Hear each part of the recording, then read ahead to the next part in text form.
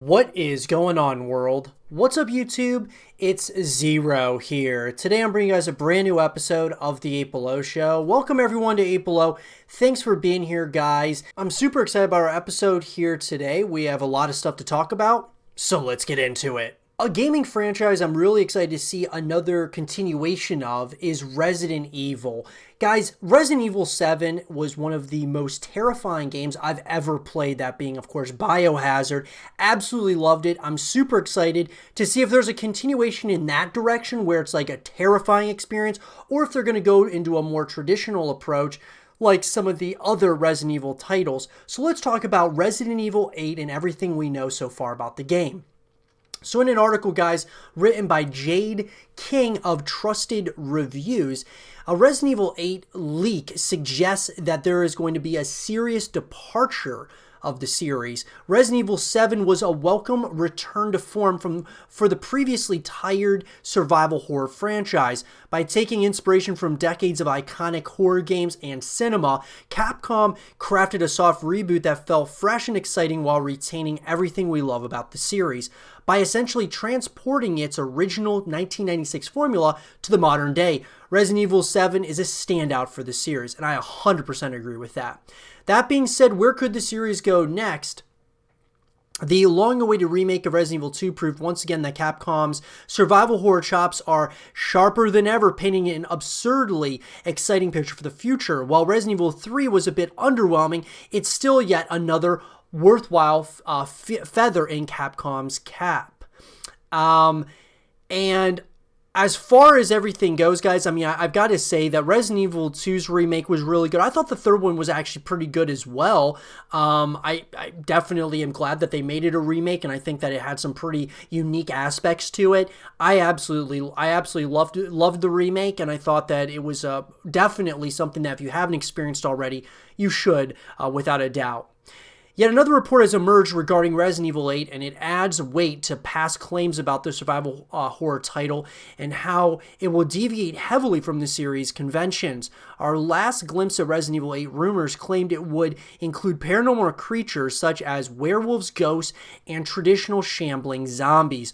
All of these would be seen from a first-person perspective, much like Resident Evil 7 before it. This leak comes from a fellow known as Aesthetic Gamer on Twitter, who had the following to say: "This will be breaking this month with more details later, not by myself, but I've needed to clear some stuff up. Resident Evil 2021 is Resident Evil 8, but it wasn't always Resident Evil 8. During most of its development, it existed as Revelations 3. It is a first person, and many purists are going to hate it because it's taking some serious departures in the story, enemies, and the like." They explain hallucinations, occultism, insanity, and not being able to trust others are huge thematics of the game. So, what do I think about that, guys? I'm down. I'm game for it. I don't know if they're necessarily talking a departure from Resident Evil 7, or if they're talking kind of just a departure from the game as a whole, like the franchise as a whole. It's kind of hard to kind of say at this point. I'm hoping they go in a direction continuing kind of like what Resident Evil 7 started, just because it was so... I mean, I just did not expect it whatsoever. I didn't expect Resident Evil 7 to be this terrifying experience, but a great narrative all the same. The one thing that I wish Biohazard had would be like multiplayer modes and co-op modes, which it pretty much was just a single-player experience. And I'm hoping Resident Evil 8 kind of does what Resident Evil 7 did, which was, you know, of course, have this really cool narrative and a terrifying experience. But on top of all of that, they also add like some multiplayer and, you know, some co-op modes that bring you back to the title. All in all, though, guys, Resident Evil 7 was just really, I mean, it kind of just brought me back to how I felt about the series in the first place. I mean, just an incredible, you know, experience that not necessarily was meant to necessarily be a shooter and such, just meant to be terrifying in my personal opinion, and that's what Resident Evil 7 absolutely was. Now, when is it going to release, guys? Resident Evil 2 Remake was released to critical acclaim across PS4, Xbox One, and PC in January of 2019. With that out of the way, the future of Resident Evil remains unclear. Unless Capcom has another reimagining in the works beyond Resident Evil 3, Resident Evil 8 will surely be the next installment we see for the franchise. So what I would say, guys, is we will probably start hearing some word about Resident Evil 8 this year, and I would say it's probably going to release either in 2021 or 2022, depending on when we get an announcement. Now, what is the story here? Well, Resident Evil 7 concludes with protagonist Ethan Winters defeating Eveline before being saved by a familiar face. Chris Redfield, now working for the Umbrella Corporation, emerges from a helicopter with a squad of heavily armed soldiers. This conclusion raises so many questions. Why does Redfield look so different? Why is he working for Umbrella? What are they planning? We expect many of these queries to be addressed in Resident Evil 8, which will no doubt see the introduction of a much wider threat. So that is something that should be really interesting, guys. I mean, obviously we've had games in the past in Resident Evil where we've played as Chris Redfield. In my opinion, I definitely hope, at least, that they move in a direction immediately after 7 we're picking up right where it left off. Now, does that mean it's going to be as scary as the 7th installment? Probably not, but there still could probably be some terrifying elements to that, especially when we're really starting to figure out more and more about what the Umbrella Corporation might be up to in the meantime. So the return of classic enemies is one of the things that people really want to see as far as their wish list is concerned. The Baker family were beautifully unpredictable in their ability to terrify the player, surprising us at every turn with a gnarly new transformation or fittingly grotesque set piece. Unfortunately, the molded enemies acting as our standard bullet fodder didn't offer a similar level of threat. So yeah, the molded guys, I agree, didn't really feel... wasn't something that I really liked that much, even though I thought it was different, and I appreciate that they're kind of trying different things, but I don't think that they should bring the molded back whatsoever. They simply weren't very scary and easily dispatched with a well-placed headshot or two. Resident Evil 8 should reinvent some of the classic series favorites. We're talking lickers, tyrant spiders, and shuffling undead pulled straight from a classic Romero flick. I agree with that 100%. I think that is what Capcom is going to do, in my personal opinion. They probably will reinvent some of these classic series favorites and probably come up with some new ones as well, which I'm totally fine with, by the way. Resident Evil 7 was a soft reboot in all kinds of ways. Beloved motifs reworked to benefit the new formula, including iconic characters and locations. This being known, wouldn't it be awesome to revisit Raccoon City? What if the virus first introduced in 7 made its way to the mainland just as Ethan returns to civilization? This would be the ideal foundation for reintroducing the universe first established back in 1996, but instead of repeating the past, Capcom must strive to reinvent famed conventions and characters in a way that feels fitting of its newfound direction. Exploring such a sprawling metropolis in first person sounds magnificent, more so when a new horror awaits around every blood-drenched corner. So I agree with that as well, guys. I mean, Raccoon City would be pretty cool. I think that would be really neat. Oh, at the same time, though, I would be down to see a completely new area, right? New places, a lot of times, that don't feel familiar are sometimes the most terrifying experiences. That's why I think the 7th one was just so terrifying, at least to me. Even though there were things, it felt like Resident Evil, but a lot of this stuff, it was like we hadn't visited a lot of those things, you know, for a while in the Resident Evil franchise, and when we did come back to it, man, it was a terrifying experience. We're drifting into spoiler territory once again, so tread carefully. The final third of Resident Evil 7 didn't match the strength of its earlier chapters. The Baker family was no more leaving us to fend against the molded as the plot drip feeds us exposition before the big conclusion. It's all incredibly well done, pacing narrative, drama against action in a way that seldom feels like a slog. However, it simply wasn't as compelling as Ethan's plight through the swampy confines of Dolby, Louisiana. Resident Evil 8 needs to avoid this pacing pitfall, ensuring the closing chapters live up to the blood-curdling tension that comes before it. I'm on the fence about that one, guys. I mean, I thought the final act was really good in Resident Evil 7. I'm not going to say it was the best of the entire franchise, but I thought it was pretty good for what it was. But sure, if you want to have a little bit of a stronger act, that would of course be that would be pretty cool.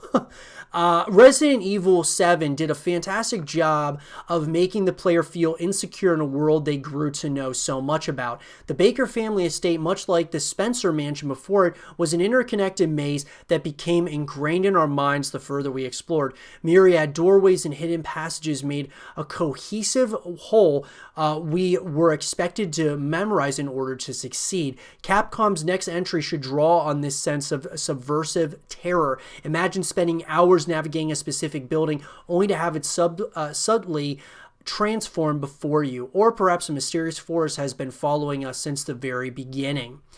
So Resident Evil is ripe for such exciting additions, especially now Konami has seemingly abandoned Silent Hill, which isn't necessarily true. I think that Konami is actually going to be working on Silent Hill with Kojima, which is another conversation for another day. We've already talked about Silent Hill, guys, on the YouTube channel. You guys can check out those videos that we've talked about Konami bringing back Silent Hill. But in this instance, I love the way, this was put together as far as myriad doorways and hidden passages were made in a cohesive whole where we were expected to memorize in order to succeed. I want to see more of that. Psychological horror, guys, is the best in my opinion. I mean, sure, there's some, terrifying elements of other games, like if you think of like Dead Space, where it was more like kind of more of a shooter, and but you would always have like things, you had to always look around you because there was things sometimes behind you, and that was absolutely terrifying. But this is different. This is kind of like a lot of that build-up horror. And then, very psychological, trying to, kind of figure out this story and figure out what's happening here, and really get the history there as well is a really big thing as well.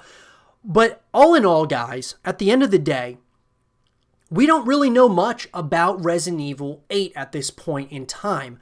But what we do know are what the leaks and some of the rumors are that are going around. That being that this is a game that probably will come out within the next couple of years, and they very well might be, taking a similar approach to 7, or they're trying to depart completely away from the series and do completely new things. Which either way is going to be interesting. I'm really excited about Resident Evil 8. I can't wait to see kind of where this goes. I'm hoping that it continues Resident Evil 7, but I would love to hear from all of you. What do you guys think about Resident Evil 8 in the comment section below? Let me know what you guys want to see out of this game. And for more Resident 8 videos and content, stay here with Zero TV. Max Payne, guys, is a franchise that I've talked about on the YouTube channel about, the hopes and the possibilities of a Max Payne 4 coming out. And in this segment of the show, guys, I want to talk about why Max Payne 4, out of all the franchises out there, why this is a game and a franchise that should continue, and why Max Payne 4 should exist. So let's talk about it. Guys, Max Payne, and I've had a lot of discussions with a lot of people within the Max Payne community, that being people on Reddit and on Facebook and, all over social media, right?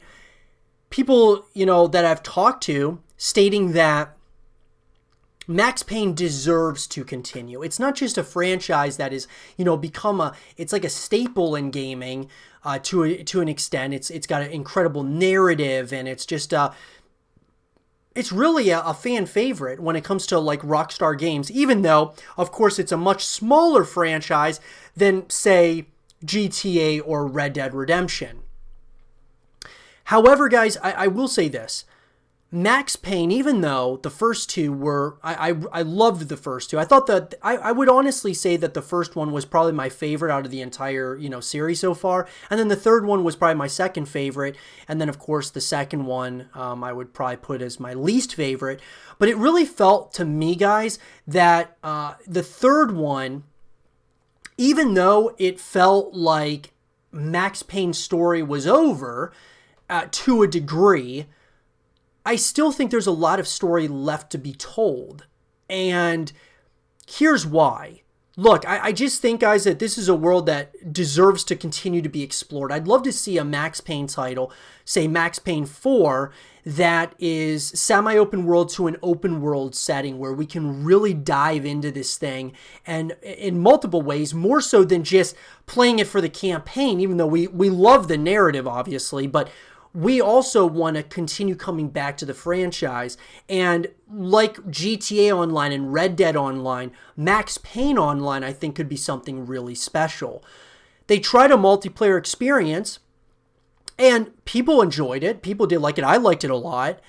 But it wasn't, obviously, it was kind of almost like a test subject for Rockstar. And not saying that, they were, that they kind of half-assed it, because they didn't. They were really, trying to make the online modes, big for Max Payne. But I think now that they know really what they're doing, they have kind of a business model for multiplayer games, that being like Red Dead and GTA.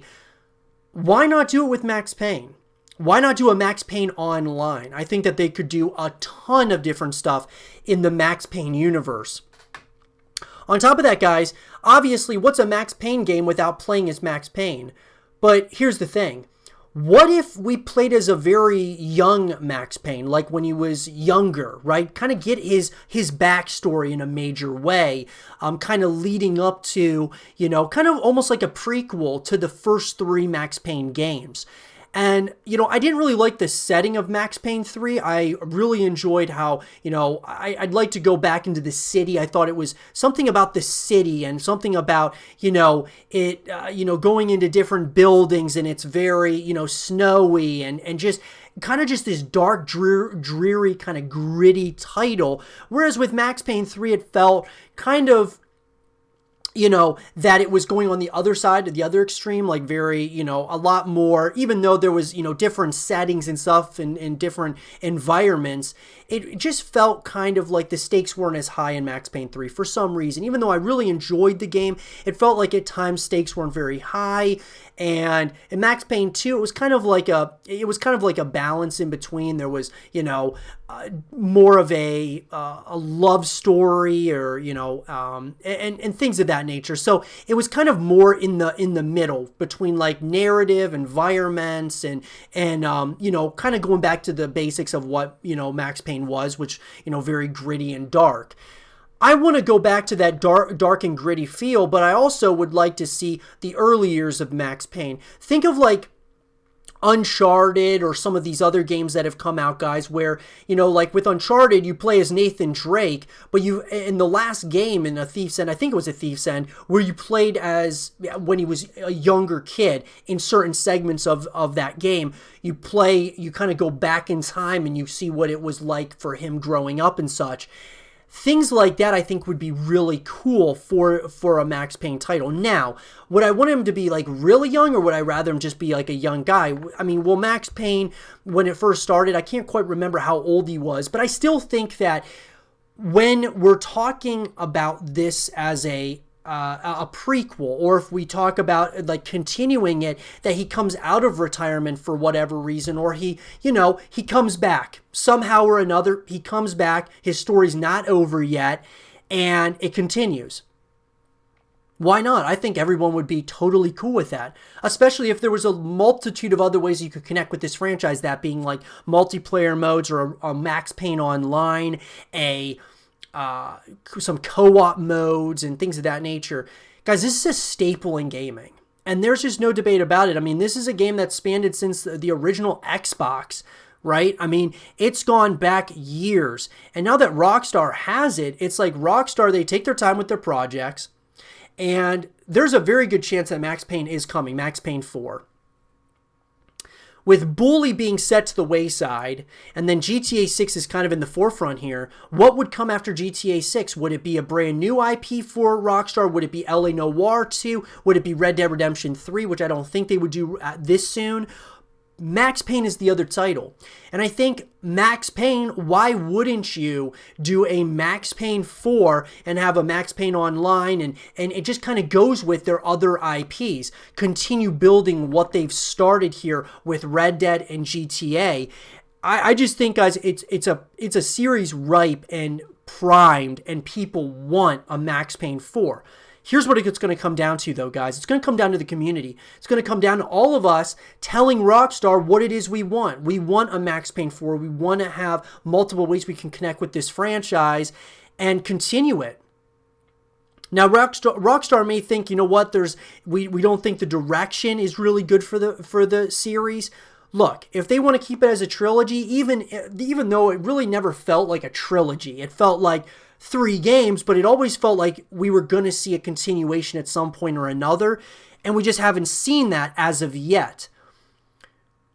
It needs to exist, guys. I think Max Payne 4 should exist because the community wants it, because it's a franchise that's a staple in gaming. There's still way more Max Payne, I believe, story to be told. I would love to see a continuation of this franchise, and I think a lot of other people would agree with me when we say that this is a franchise that is primed, ripe, and it's time for a continuation of this franchise. Because of exactly what I was saying, even if we got one more Max Payne and it had a big, online mode like GTA and Red Dead Online, and it had co-op modes, and it had DLC that came out over time, and it had different things that we could do to continue connecting with the franchise, and it comes out on the next-gen consoles, I think we would all be really happy with that. I mean, we would always want to see continuations of the franchise, but I would like it to go back as a prequel or in the future, a little bit further in the future with Max Payne. And maybe in the series he passes the torch on to someone else and that other person takes the helm. Something like that, guys, is not beyond imagination. Even though it's called Max Payne and it's all about Max Payne, you never know. And I think that there's a multitude of ideas that could come out of this. Lots of different ways in which Rockstar could go. But let me know, what do you guys want to see in Max Payne 4? Do you think this is a game that should exist? Do you think it's a game that, it's good enough with the 3 games and you're fine with it? Or do you want to see a continuation? Let me know in the comment section below. And for more Max Payne 4 content and videos, stay here with Zero TV. One of my favorite YouTubers back in the day was FPS Russia. Guys, this was a YouTuber who I absolutely loved to watch. He always had different types of real weaponry on his YouTube channel, and I feel bad for all of you who are newer to YouTube, who never got to watch his content on YouTube, but this guy would always have different weapons, and he would, in his videos show him using them, and they would, him and his production team would be blowing stuff up and using, we're talking like rocket launchers and ARs and SMGs and all different types of weapons, right? Well, all of a sudden, guys, he basically disappeared off the face of YouTube, and everyone's wondered what happened to him, and is he ever going to return back to YouTube? So let's talk about it. So guys, very popular YouTuber. He had around 10 million subscribers. As of now, which is of course in 2020, he did lose a lot of subscribers, I believe. I think he was close to 10 million, but he ended up losing a lot of subscribers because of inactivity on his YouTube channel. But with that being said, guys, his videos were viewed by so many people. We are talking millions upon millions, almost billions of views on his YouTube channel. And ultimately, guys, it all just pretty much came crashing down in a matter of no time. The death of Keith Ratliff. On January 6, 2013, Keith Ratliff, a member of the FPS Russia's production team, was found shot dead in his own gun store. Ratliff was responsible for obtaining the firearms used in the videos. Following Ratliff's death, the production of FPS Russia's videos went on hiatus until February 19, 2013. And then in March of 2013, the Georgia Bureau of Investigation said it was still investigating. However, as there have been no official updates since the initial reports following Ratliff's death, the case has become the subject of numerous conspiracy theories. Now, On March 29th, 2013, Myers' Georgia residence was searched by upwards of 40 members of the Bureau of Alcohol, Tobacco, Firearms, and Explosives, alongside officers from the Georgia Bureau of Investigation. The investigators also searched Myers' father's nearby farm, a frequent filming location for FPS Russia. ATF spokesman Richard Coase said the justification for the search was that Myers was using explosives and getting paid for it via YouTube. In August of 2017, Myers' residence was again raided after Myers was alleged to have received 25 grams of butane hash oil through the mail. According to Myers, the case was originally tried on the state level, but it was appealed to the federal courts due to the state's justification for searching his home was that he was wearing shorts. The federal courts prosecuted on the grounds that illegal drug possession while owning a firearm is a federal offense. Myers was arrested for felony possession of a restricted substance with intent to distribute, and 50 of his weapons were confiscated under a federal law that prohibits illegal drug users from possessing firearms. He later pleaded guilty to possession with intent to distribute marijuana and butane hash oil, with all other charges dismissed. On June 19, 2019, Myers was sentenced to 2 years probation and 2 months in prison and pay a fine to the amount of $7,500. Myers speaks about these matters in YouTube videos. In these YouTube videos, he reveals that these charges were a plea deal and claims he did not have the intent to distribute.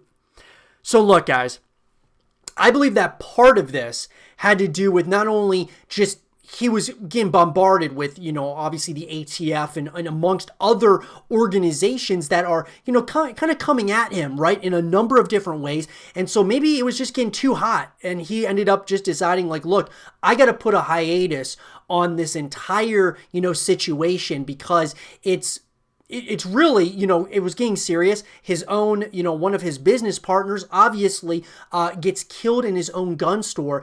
I mean, guys, that is a huge deal. And the fact of the matter is now there's tons of conspiracy theories around it. And FPS Russia is, he's going to be kind of looking at this and thinking, is it really worth continuing the YouTube videos with firearms and things of that nature if I've got the ATF and other, means of, other companies and investigation bureaus that are searching his home and all of that. So at the end of the day, you got to wonder yourself, why would you put yourself through all of that? So at the end of the day, guys, you have to ask yourself, is it really worth it? And I think Kyle kind of answered that question saying it's not really worth continuing to do this with FPS Russia, but he is still on YouTube. He's running, it's basically a podcast essentially called Painkiller Already, and he's been doing this now for quite some time on the YouTube channel, which is really actually quite awesome that he still is, he came back to YouTube, he's continuing to create content, but in a completely different way at this point.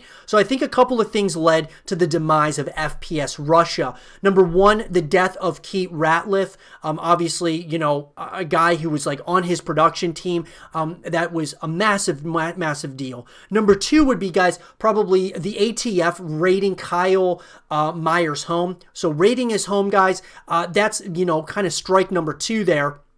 And then there was a second ATF raid as well as an arrest on Kyle, which probably at this point, it's just at the end of the day, there's just too many signs. It's like a sign from God saying, look, you shouldn't be on this YouTube channel anymore, and you got to like just cut ties with it and start doing your own thing. And I think a podcast is a great place for him to be, is creating content, but just in a totally different way, sitting down and just talking. And at the end of the day, that was what people really went to these YouTube videos for. They went to watch him. They also watched him, of course, to blow up stuff. But at the same time, he, of course, was just a figure and a person who absolutely so many people totally were all into. People just absolutely like loved this guy from a personality perspective, as well as like just, his video and content creation. So where can you find him at this point, guys? You can, of course, you can still find Kyle on YouTube. Painkiller Already, of course. And he also has his podcast that is on Twitch as well. So he kind of streams it on Twitch, I believe, and then it uploads on YouTube. So it's kind of one of those things. But it's really cool that he is still in the scene. But that's essentially what happened to FPS Russia. It was kind of like these 3 strikes. The death of a production, one of his business partners. Number 2 was a raid from the ATF. And number 3 was another raid from the ATF, as well as an arrest. And so at the end of the day, guys, I can't blame him for cutting ties with FPS Russia. I just love that he's still back on YouTube creating content and such, and still, doing it in a different way. That being, of course, in a podcast format. But let me know what you guys think about FPS Russia. Are you guys glad that he's still on the YouTube platform? What do you think was the ultimate time in which he said that enough is enough and no more am I going to do FPS Russia? When do you think that decision was made? Anywhere along the way? Let me know what you guys think. And for more content and videos based around the entertainment and gaming industry, stay here with Zero TV. And with that being said, everyone, I hope you guys did enjoy this episode of the 8 Below Show. And if you guys did, leave a thumbs up, subscribe if you're new, stay positive, and as always, I'll talk to you guys all in the next one. Peace.